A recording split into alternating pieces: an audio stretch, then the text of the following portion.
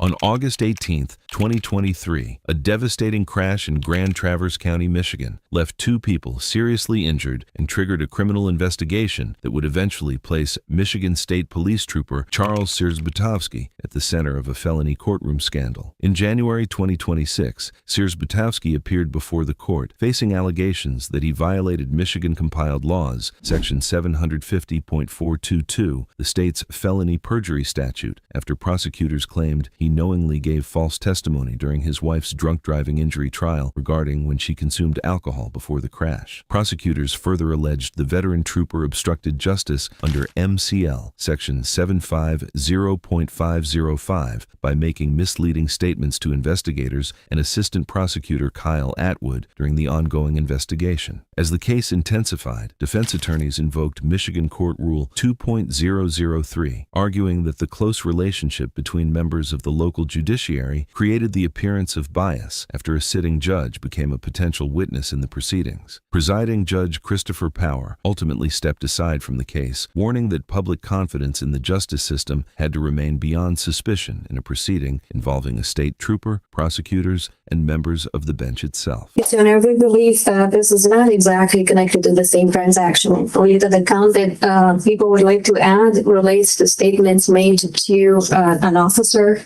So far, the defendant has been charged with 2 counts of perjury for statements that were made during testimony at his wife's trial, an obstruction of justice charge for statements he made to Prosecutor Kyle Atwood in February of 2024. And now I believe the intent is to add an additional count for statement made by the defendant to an officer.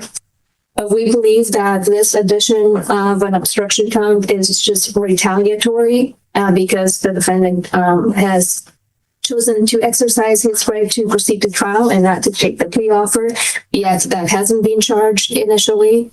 The people have initially charged the defendant with a count of perjury and a count of obstruction. Then when he refused to waive his preliminary examination without having a full copy of the transcript, they added another count, amended the complaint in December to add another count of perjury. Then when he chose not to take the plea offer, they're now moving to add an additional count of obstruction prejudicial to the defendant.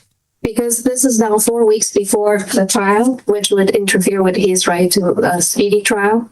And he shouldn't be put in a position to choose between an effective defense and to exercise his right to a speedy trial just because the prosecutor failed to add a count about which they had information since the inception of this case. So for these reasons, we would ask that the motion be denied. All right. The question before the court is a motion from the people to remand this matter back to the district court to allow for a preliminary examination to an additional charge of obstruction of justice with regard to the defendant. Question is, of course, a matter of discretion, not only to the court, but the extent of the discretion that is accorded to the people to actually make decisions regarding charging. And the court has to respect that discretion. As far as I'm concerned, the broad discretion that the law gives the elected prosecutor or the appointed prosecutor in this case does outweigh the concerns that the defendant has with regard to retaliation. The plaintiff does have the control, if you will, of the substance and matters contained in the information, and will be allowed to amend the information or remand this matter to the district court. All right, let's go ahead and take up the other motion that's been filed, this one by the defense, and this is a motion to disqualify this court based upon the potential of the court's colleague to be a witness in this matter. Let's go to you, Ms. Pomp, if you'd like to make your argument. So as the court is aware, the defendant is charged here with 2 counts of perjury and will be on 2 counts of obstructions. The counts regarding the perjury referred to testimony that he provided with on the first payment during his wife's trial in 2025. and the obstructions related to statements that were made to Prosecutor Kyle Atwood.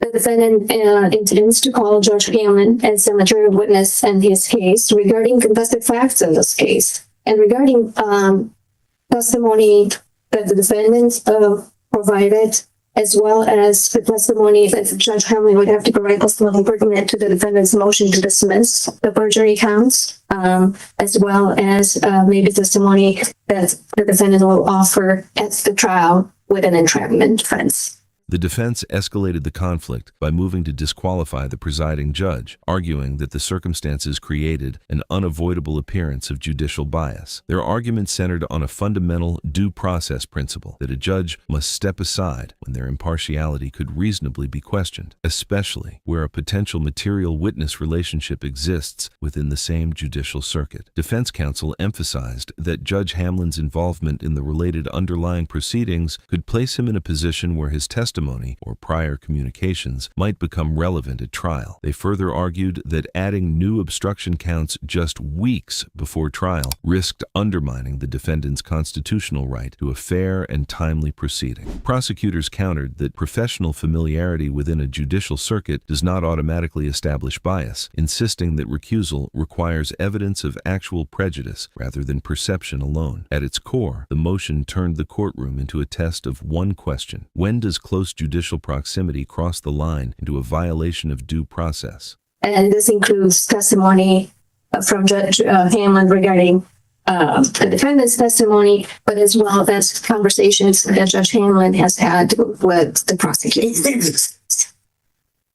So when a professional relationship exists between the presiding judge and a material witness, such as a judicial colleague, it can be reasonably inferred that there is a high probability of bias on the part of the judge. We did attach a State Bar of Michigan's ethics opinion that noted that if a judge is a necessary witness, then there could be an inference of bias on behalf of the presiding judge. And here, Judge Hamlin is a necessary material witness. Disqualification is necessary when a judge is biased or prejudiced, but also when there's an objective and reasonable perception that there's a serious risk of actual bias. Of course, the judge is not automatically required to recuse himself solely because a colleague is testifying, but he must recuse himself if his impartiality may be reasonably questioned or if there's an appearance of impropriety. So we believe that that could exist here. And if a colleague is a necessary witness regarding a contested fact, like here, then the need for recusal is a lot more obvious. And the nature of the relationship could have an impact on this as well. If the presiding judge is close to the testifying judge in the same small chamber, the impartiality concern is even greater. And here we have a very small chamber with two judges who serve on 3 different counties that work very closely together. And if another judge is available, assigning a different judge seems to be the easy and best solution to avoid any issues. We have alternative options here. We have judges that could preside over this trial to protect the public's confidence in an unbiased judiciary and to protect the court and the parties from unnecessary appeals in this matter. Also, in light of the motion to dismiss that we have filed, which alleges prosecutorial misconduct that is so severe that we believe a dismissal is warranted, and because of the close relationship between the bench and the prosecutor's offices here, there's just a lot going on in this matter, and we believe recusal would be appropriate. I believe the court can be unbiased and preside over this matter, and so therefore I'm asking you to deny the motion. All right, thank you, counsel. Response?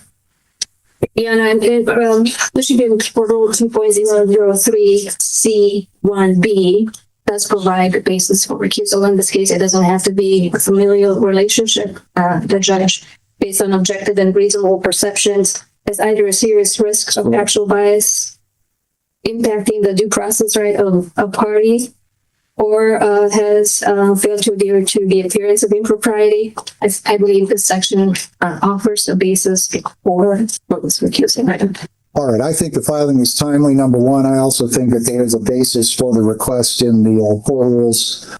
So I appreciate the procedural arguments being raised by the defense, by the people.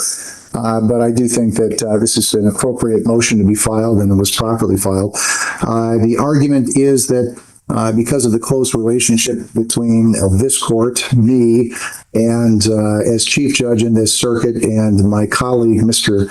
Hamlin, Judge Hamlin, who is the presiding judge in the underlying matter involving the defendant's wife, which led to the genesis of the charges that have been brought against this defendant, that there is at least the appearance of impropriety potentially, such that public confidence would be supported should this court grant the motion from the defense and step aside and allow the Supreme Court to appoint another judge to hear the matter. The court does maintain a very close relationship with Judge Hamlin, as one would expect. We work very hard. We communicate together regarding cases. The court does provide guidance at times to Judge Hamlin in the same way that Judge Power provided guidance to this court when I started 10 years ago. And frankly, Judge Hamlin provides guidance to me on criminal matters because he's such an expert on occasion. So we do have a very close working relationship that I think is certainly well known to the bar in this community, and frankly, I think expected by this community as well. With that said, the court feels confident that it can act with impartiality in this matter. But I do also think that the fact that we're talking about a sitting judge who is my charge, if you will, as chief judge, whose credibility could be called into question, certainly as part of the motion practice that's been filed and adjourned, that there is a sufficient issue to justify this court stepping aside and allowing the Supreme Court to identify another judge to handle this matter. I'm very concerned, given the fact that we're talking about a member of the state police who's been charged with these serious crimes. We're talking about witnesses that include members of the prosecutor's office here in Grand Traverse County.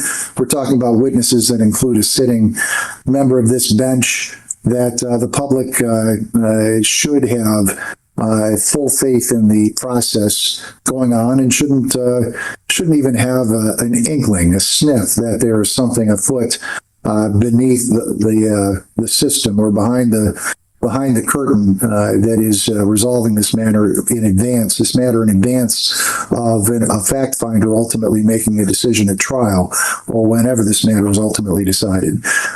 To preserve that confidence in the system, I do think that the wisest course here is for this court to do exactly that. I'm going to grant the motion. The court will go ahead and notify the Supreme Court Administrator's Office to find another judge to sit in this matter. That judge will be appointed most likely next week. As the hearing reached its final moments, the weight of the courtroom's own structure became part of the decision itself. The judge acknowledged that while no explicit finding of personal bias had been made, the overlapping roles, close professional relationships, and potential witness issues created a risk that public confidence in the proceedings could not ignore. What began as a procedural dispute over charges and motions had now expanded into a broader question of judicial integrity within the circuit. In a rare acknowledgement from the bench, the court concluded that stepping aside was the only way to preserve the appearance of fairness in a case already under intense scrutiny. The motion to disqualify was ultimately granted, and the matter was ordered to be reassigned to a different judge through the state Supreme Court administration. As the courtroom quieted, the case left behind a lingering question about the fragile boundary between legal authority and public trust. When the justice system must question its own neutrality, where does confidence in the law truly begin, and where does it end? If you want more real courtroom breakdowns and high-stakes legal moments like this, make sure to subscribe to your trial court. New cases drop regularly, so stay tuned for the next proceeding.